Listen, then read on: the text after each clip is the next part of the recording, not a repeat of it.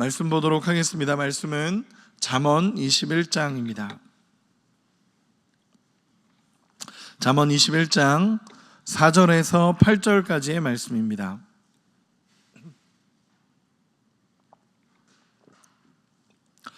잠언 21장 4절에서 8절까지의 말씀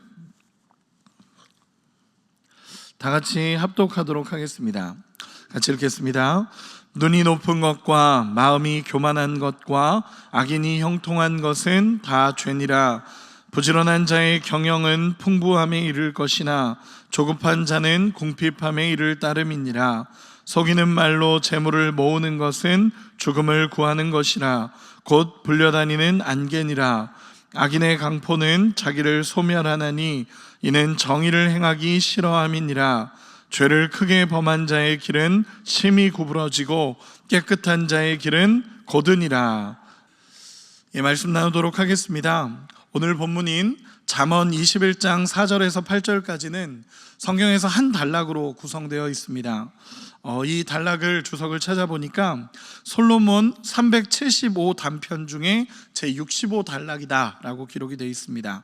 이 단락에서는 어떤 말씀을 기록하고 있냐면 의인과 악인의 삶의 자세와 결과를 보여주는 말씀이 오늘 본문입니다. 쉽게 표현해서 의인은 어떻게 사는지, 또 악인은 어떻게 사는지, 그리고 그로 인한 결과는 어떻게 나타나고 있는지를 보여주는 본문입니다. 그렇기 때문에 우리가 의인과 악인을 먼저 정의할 수 있어야 할 것 같습니다. 여러분, 성경에서 말하는 의인과 악인의 개념이 어떻게 되는지 아십니까?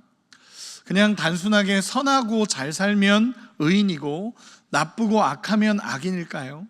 그렇게 성경은 기록하고 있지 않습니다.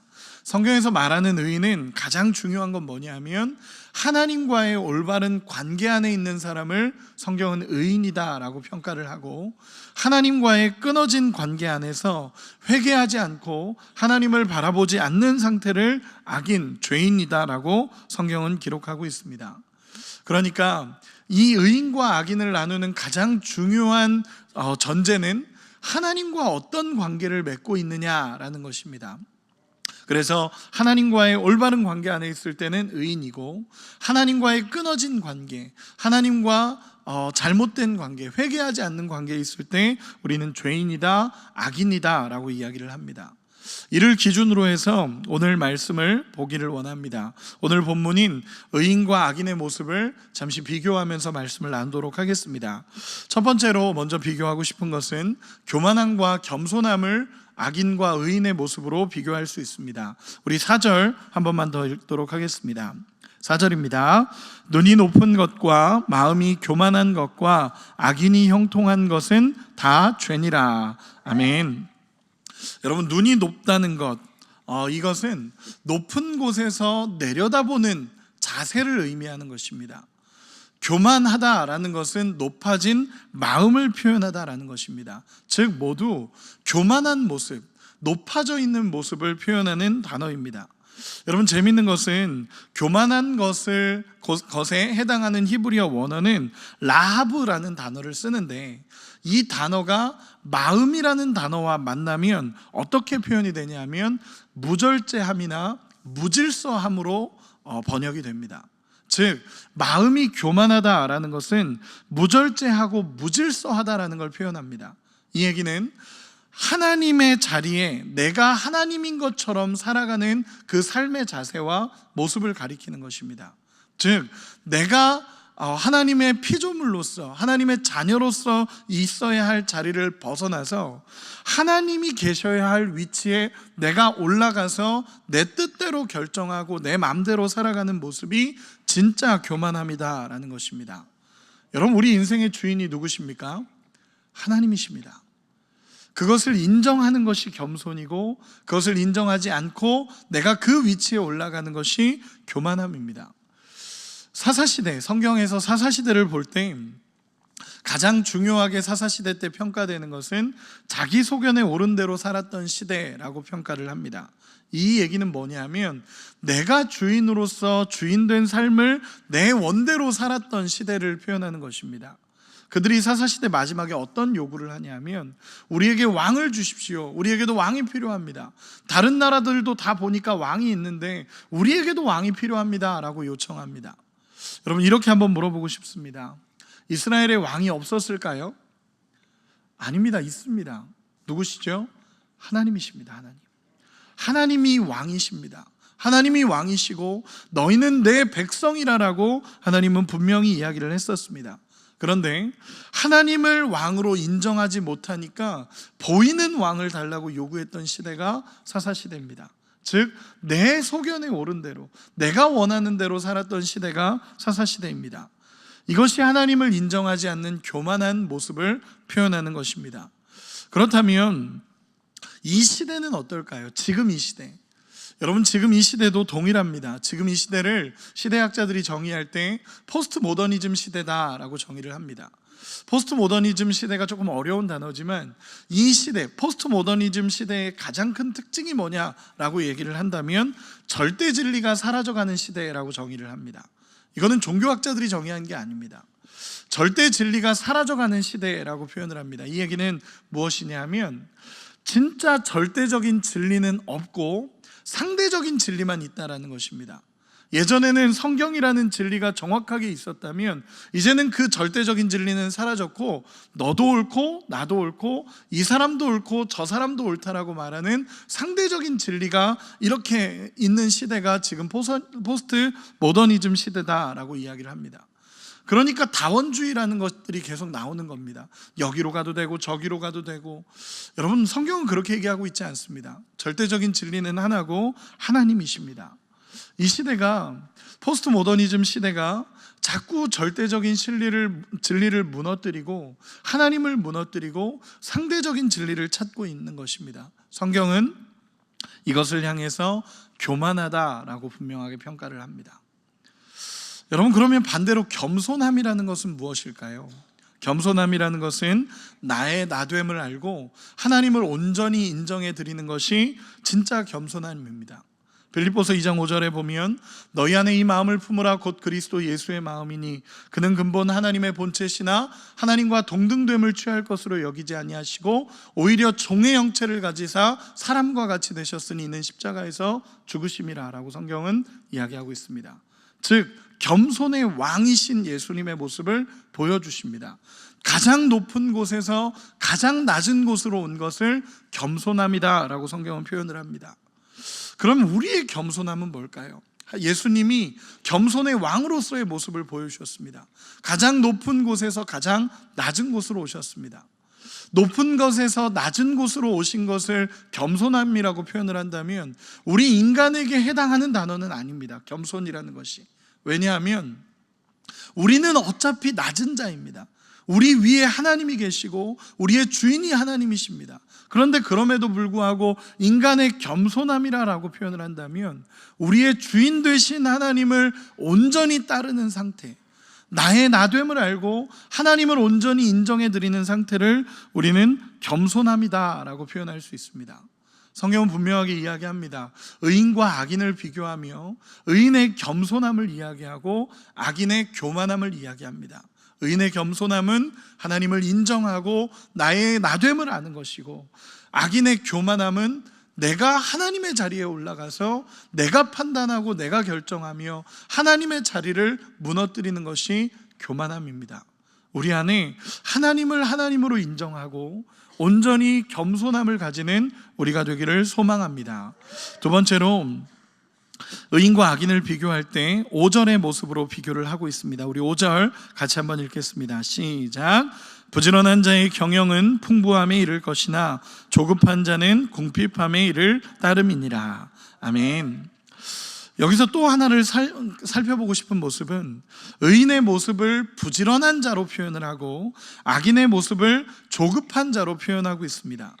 그런데 여러분, 저는 이 본문을 보면서 조금 의아했던 게 뭐냐면 부지런한 자와 조급한 자를 비교하는 것입니다. 보통은 비교를 하면 부지런한 자와 게으른 자를 비교를 합니다. 그런데 오늘 본문에서는 부지런한 자와 조급한 자를 표현합니다. 그런데 이 본문을 자세히 보다 보니까 부지런한 자의 경영은 이라고 표현하는 이 경영이란 단어를 원어로 보니까 계획이란 단어로 표현이 됩니다.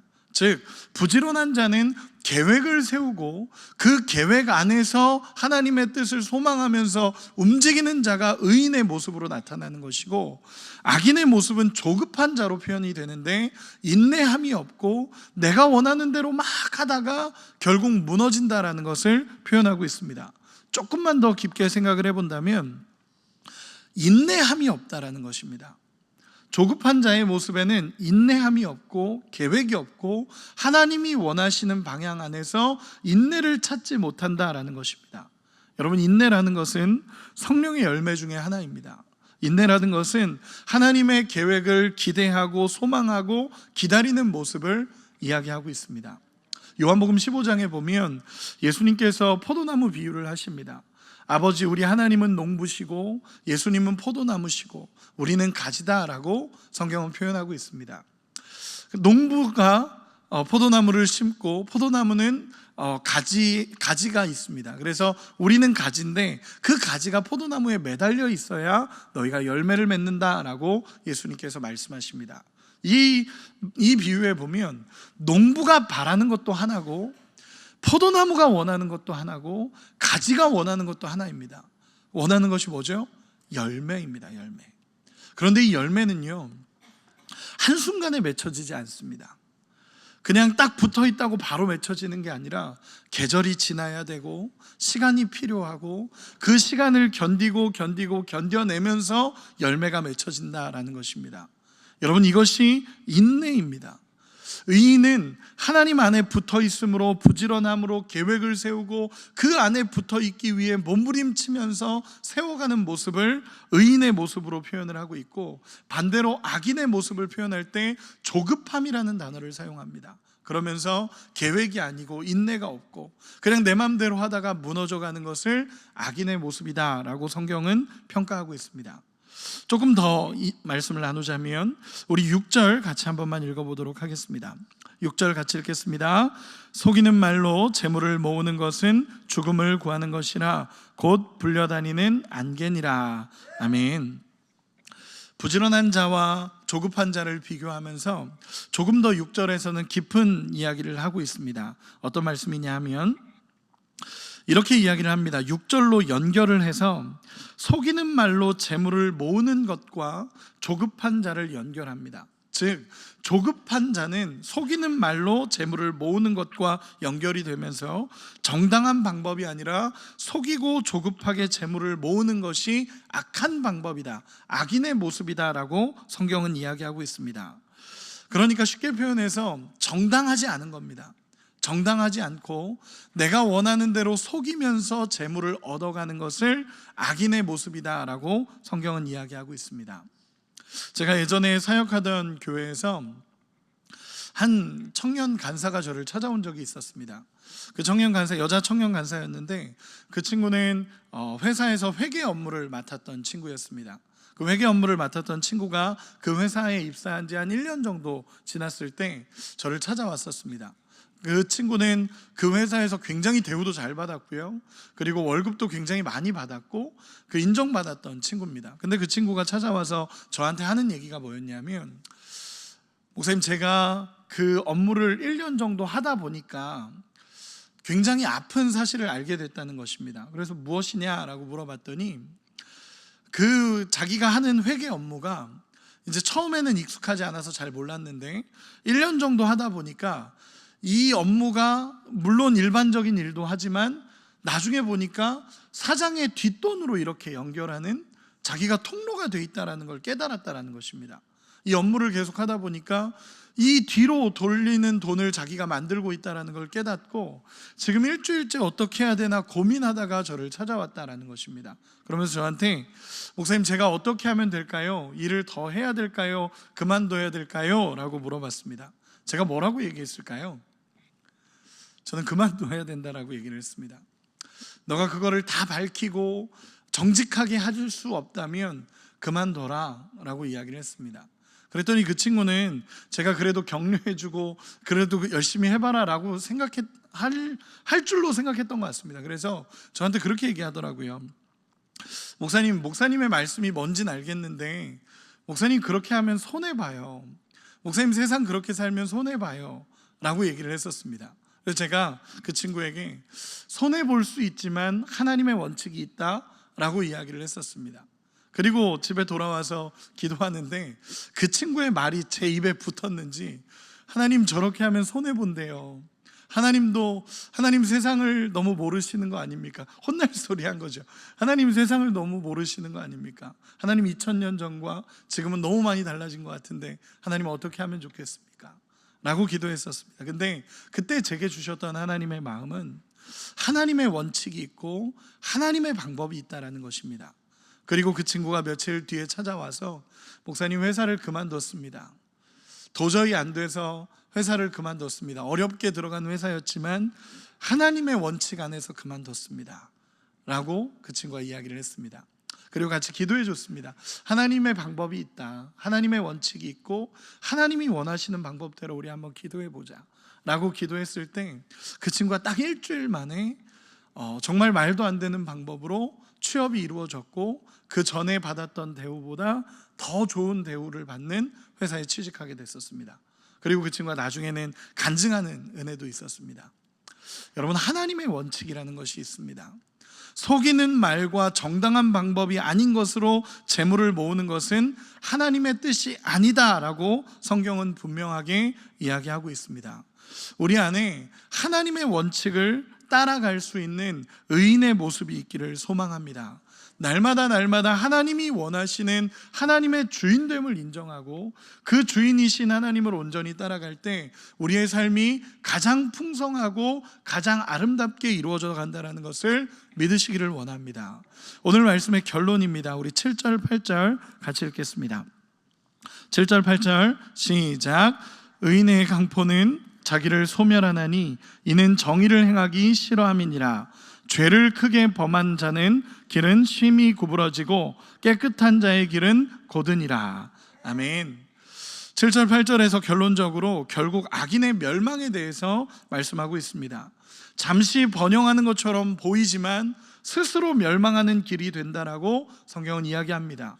결국 심히 구부러진 길을 걷다가 어디로 가는지도 모르고 멸망의 길로 갈 수밖에 없는 악인의 모습을 이야기하고 있고, 그러나 의인의 길은 정직하기 때문에 때로는 타협을 거부하는 것처럼 보여지고 세상적으로는 미련해 보일지 모르지만 8절에 보면 목적지까지 나아가는 가장 곧은 길이다라고 성경은 표현하고 있습니다.